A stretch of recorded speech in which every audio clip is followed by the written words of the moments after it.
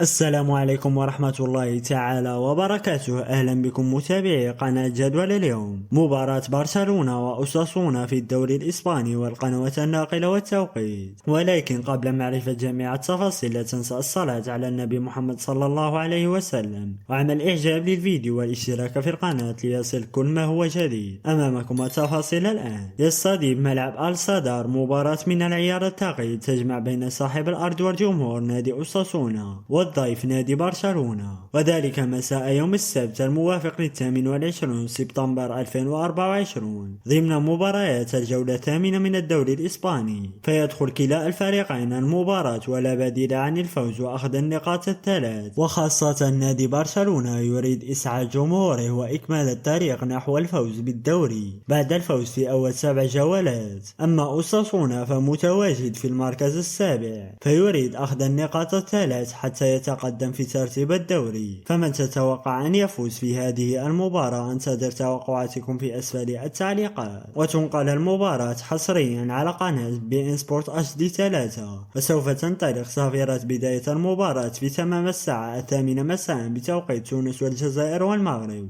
9 مساء بتوقيت ليبيا والسودان، 10 مساء بتوقيت مصر والسعودية والكويت وقطر والعراق وسوريا واليمن والأردن. مشاهدة ممتعة للجميع، ولا تنسى تشجيعنا باللايك والاشتراك.